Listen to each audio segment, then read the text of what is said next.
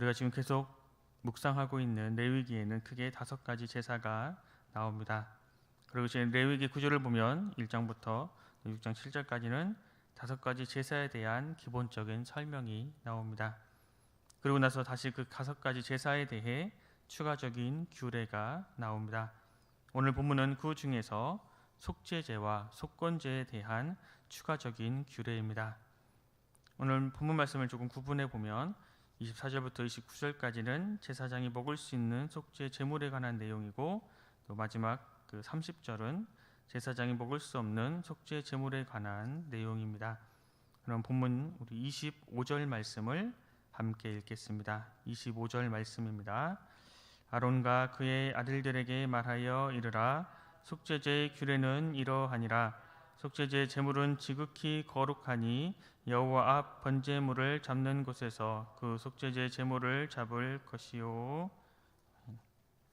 속죄 제물을 가리키는 가장 큰 특징적인 단어는 바로 거룩입니다. 속죄 제물은 거룩하기 때문에 거룩한 장소에서 잡아야 했고, 거룩한 곳에서 먹어야 했고, 또 피가 묻을 경우는 거룩한 곳에서 그 옷을 빨아야만 했습니다. 그리고 28절에 보면 제물을 삶은 그릇은 깨거나 물로 깨끗이 닦아내야만 했습니다. 바로 그것이 거룩하기 때문이었습니다. 거룩은 다시 말하면 구별이라고 할 수가 있습니다. 그래서 이러한 구별은 하나님의 말씀을 따르는 제사에서부터 시작됨을 알 수가 있습니다. 하나님께서는 말씀으로 제사법을 알려주셨고, 그 말씀에 순종하는 구별된 행동이 곧 거룩함의 시작이고, 그것이 곧 거룩함임을 우리는 알 수 있습니다. 이렇게 하나님께 드리는 제물은 거룩하여 구별된 것입니다. 그리고 그 제물을 올려드리는 제사장과 그것을 먹는 자들, 또 그것에 접촉한 모든 사람들도 모두 거룩하게 구별되어야만 했습니다. 왜 그렇게 제사를 거룩하게 구별했습니까? 그것은 바로 거룩하신 하나님께 올려드리는 것이기 때문입니다. 또한 이러한 것은 거룩하신 하나님께서 우리의 모든 죄를 용서하여 우리를 당신의 자녀로 삼아주시고, 우리의 모든 죄를 깨끗하게 하는 예식이기 때문이었습니다. 때문에 거룩하신 하나님께 나아가는 자는 거룩하게 자신을 구별해야 했고, 그러한 모습으로 제사에 참여해야 했습니다. 이러한 제사법을 통해서 하나님께서는 당신의 백성들이 온전히 거룩한 삶을 살아가기를 원하셨습니다. 다시 말해 제사 드릴 때뿐만이 아니라 모든 일상생활에서도 하나님께서는 자기의 백성이 거룩하기를 원하셨습니다. 오늘 우리가 이러한 제사법을 통해서 배워야 할 것이 바로 이러한 거룩함입니다. 레위기에 보면 하나님께서는 나는 너희의 하나님이 되려고 너희를 애굽 땅에서 인도하여 낸 여호와라. 내가 거룩하니 너희도 거룩할지어다. 우리에게 말씀하고 계십니다. 또한 본문 25절에 나오는 또한 여호와 앞 번제 희생을 잡는 곳에서 그 속죄제 희생을 잡을 것이요라는 말씀이 있습니다. 보면 속죄제 제물로 드려질 그 동물을 죽이는 데는 바로 여호와 앞에서 죽인다고 말씀하고 있습니다. 이 제물은 제사를 드리는 사람을 상징하고 있습니다. 때문에 제물을 여호와 앞에서 죽인다라는 것은 곧 자기 자신을 하나님 앞에서 죽인다는 의미가 있습니다. 이 속죄제 제물을 드릴 때에 이 제물을 하나님 앞에서 잡아 죽이라. 이 말씀은 곧 죄를 쫓아가던 부패한 자신의 옛 모든 사람들을 다 죽임으로 하나님으로부터 죄사함을 얻고 새 사람이 되기를 원하는 자신의 신앙을 그러한 모습으로 고백을 하고 있는 것입니다. 하나님은 거룩하시기에 죄를 가진 인간의 모습으로는 하나님을 만날 수 없습니다. 때문에 우리가 가지고 있는 죄의 문제는 반드시 해결되어야 합니다. 이스라엘 백성들은 속죄제 제사를 드리면서 제물로 바쳐진 그 동물이 하나님 앞에서 죽임을 당하는 것처럼 자신의 죄를 죽이며 나아가야 했습니다. 그리고 이것은 오늘을 살아가고 있는 우리에게도 동일하게 적용되는 말씀입니다. 그러나 오늘날 많은 그리스도인들이 하나님 앞에 나왔으면서 여전히 자신의 죄를 완전히 죽이지 못하고 세상의 것들을 주장하며 살아가고 있는 그리스도인들을 보게 됩니다.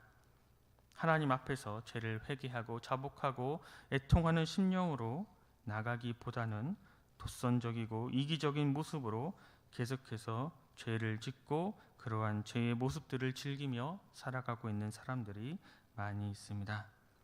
죄를 지은 것을 후회하기보다는 죄가 주는 그러한 달콤한 유혹에 빠져 죄를 오히려 사모하는 그러한 모습을 품은 채 신앙생활을 하고 있습니다. 그러나 재물이 죽지 아니하면 온전한 제사가 질 수 없듯이 우리 안에 있는 그러한 죄의 문제가 해결되지 않고서는 하나님 앞에 온전한 예배를 드릴 수가 없는 것입니다. 이러한 죄의 문제가 남아있으면 아무리 열심히 신앙생활을 한다 해도 아무런 능력도 은혜도 누릴 수가 없습니다. 많은 사람들이 기도해도 기도에 대한 응답을 받지 못하는 이유 중에 하나가 회개했다 이야기하면서도 여전히 말뿐인 회개, 여전히 그 속에 탐심과 정욕을 죽이지 못한 채 하나님 앞에 나오기에 그러한 기도에 응답이 있을 수가 없는 것입니다. 진정으로 애통하는 마음으로, 애통하는 심령으로 죄에서 돌이키는 회개가 있을 때에 진정한 하나님의 은혜를, 하나님의 임재하심을 누릴 수가 있습니다. 죄를 사모하는 그러한 마음은 죽이고 하나님 앞으로 온전한 모습으로 나아가야 합니다. 그러한 모습으로 나아갈 때에 비로소 하나님은 우리를 만나 주십니다. 그리고 우리의 모든 문제가 해결되는 풍성한 은혜를 누릴 수 있게 됩니다. 이것이 바로 여호와 앞에서 그 속죄제의 희생을 잡으라는 말씀에 우리에게 다가오는 의미입니다. 하나님 앞에 예배드리기 위해, 하나님을 만나기 위해 나온 사람은 반드시 하나님 앞에서 자신의 죄를 철저히 죽여야 하는 것입니다. 이 7장부터는 속건죄에 관한 규례입니다. 본문 7장 2절부터 5절까지 말씀을 제가 읽겠습니다. 번제물을 잡는 곳에서 속건죄의 번제물을 잡을 것이요 제사장은 그 피를 제단 사방에 뿌릴 것이며 그 기름을 모두 들이되 곧 그 기름진 꼬리와 내장에 덮인 기름과 두 콩팥과 그 위에 기름 곧 허리 쪽에 있는 것과 간에 덮인 꺼풀을 콩팥과 함께 떼어내고 제사장은 그것을 다 제단 위에서 불살라 여호와께 화제로 드릴 것이니 이는 속건제니라. 속건 제사에 관한 내용은 앞에 레위기 5장에서부터 이야기가 나옵니다. 앞선 내용에서는 이러한 속건제가 언제 드려지는 제사인지에 대해 설명되어 있습니다. 반면에 오늘 본문 말씀은 이 속건 제사가 어떻게 드려지는 것에 대한 내용입니다. 즉 속건제는 번제물의 희생을 통해서 그 피를 제단에 뿌리고 그 기름은 모두 바치고 제단 위에 올려놓고 불살라 화제로 드리는 것입니다. 그러고 나서 6절에 보면 제사장은 그 제물을 먹을 수 있으나 거룩한 곳에서만 먹어야 했고 성경은 그것이 가장 거룩한 제물이라고 우리에게 말씀하고 있습니다. 그래서 우리가 생각해 보아야 할 것이 있습니다. 그것은 당시에 속건 제물로 사용되는 것이 바로 흠없는 순양이었다는 것입니다. 그런데 아무리 힘이 없고 잘 키워진 그러한 제물로 바쳐질 순양이라 할지라도 우리는 양에게 거룩하다라는 표현은 사용하지 않습니다. 그런데 오늘 본문에서는 그 제물을 거룩하다고, 지극히 거룩하다고 말씀하고 있습니다. 그것은 바로 그 순양이 바로 하나님께 바쳐진 제물이었기 때문입니다. 보통 다른 짐승들과 구별 안 되는 크게 다를 바 없는 순양이지만 그 양이 하나님께 바쳐지는 그 순간 그 짐승은 거룩하고 구별된 존재로 취급받게 되는 것입니다. 이것을 우리의 삶에 적용해 보면 우리의 삶 또한 마찬가지입니다. 죽을 수밖에 없는 영원한 죄인인 우리가 예수 그리스도의 순종을 통해 십자가의 그 사랑을 통해 영원한 생명을 얻었고 의인이라고 칭함을 받게 되었습니다. 로마서에 보면 한 사람이 순종하지 아니함으로 많은 사람이 죄인 된 것 같이 한 사람이 순종하심으로 많은 사람이 의인이 되리라 말씀하고 있습니다. 그리고 우리가 세상적으로 봤을 때는 때로는 뒤처지기도 하고 능력이 없어 보이기도 하고 보잘것없는 사람으로 취급받을 때도 많이 있습니다. 그런데 우리가 거룩하신 하나님께 우리 자신을 맡기고 주님과 친밀한 관계 속에서 온전히 순종하면, 그래서 자신의 삶을 하나님께 거룩한 산 제물로 바쳐 나간다면 그 누구보다도 고귀하고 가치 있는 삶을 살아갈 수 있는 것입니다. 끝으로 보면 속죄죄와 속건죄에 대한 이야기를 다시 하고 있습니다. 본문 7절에서 10절 말씀 가운데 속건죄와 속죄죄에 대해서 다시 제사장에게로 돌아가는 그런 것들에 대해서 말씀하고 있습니다. 하나님께서는 하나님이 받은 것 외의 모든 것들은 바로 사람들이 함께 나누기를 원하셨습니다. 이 속죄죄와 이 속건죄는 죄의 문제를 다루는 아주 심판과 같은 내용이지만 그 안에서도 함께 나누라는 하나님의 사랑과 은혜가 있습니다. 바로 그것이 예수님의 십자가의 사랑, 그것을 통해 우리에게도 나타나고 있습니다. 우리는 값없이 제사함의 은혜를 받았습니다. 그러나 그 제사함은 값없이 받았더라도 그것을 가능하게 하신 우리 주 예수 그리스도의 그 피는 이 세상 그 어떤 것보다 값지고 귀한 것입니다. 때문에 우리는 스스로 조심하며 우리는 스스로 죄에서 떠나야 합니다. 그리고 정결하고 거룩하게 자신을 지켜 나아가야 합니다. 말뿐인 사랑, 말뿐인 거룩이 아닌 우리의 삶의 모습을 통해 그러한 모습들을 하나님 앞에 온전히 드림으로 자신을 지켜 나아가야 하는 것입니다.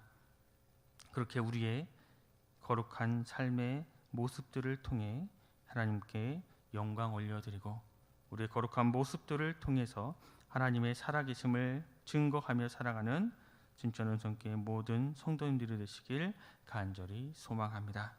기도하겠습니다. 살아계신 하나님 아버지, 오늘도 우리에게 새로운 한 날을 주셔서 주님 말씀을 듣고 묵상하며 하루를 시작할 수 있도록 은혜를 베풀어 주시니 정말로 감사합니다.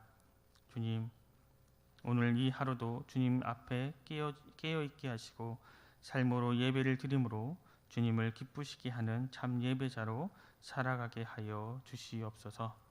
오늘도 주님께서 원하시는 그러한 헌신의 삶을 통해서 주님의 부르심에 온전하게 응답하는 참 제물의 모습으로 살아가게 하여 주시옵소서.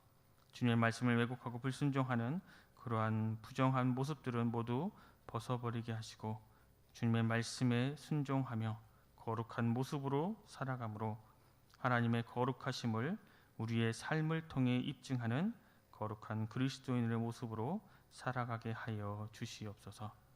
말로뿐인 사랑이 아닌, 말뿐인 믿음이 아닌 우리의 삶을 통해 하나님에 대한 사랑과 하나님에 대한 믿음을 증거하게 하여 주시고 그러한 모습을 통해 하나님의 많은 이들이 도전받게 하시고 많은 이들이 주님께로 돌아오는 놀라운 역사가 일어나게 하여 주시옵소서. 모든 것 감사드리며 거룩하신 우리 주 예수 그리스도의 이름으로 간절히 기도드립니다. 아멘.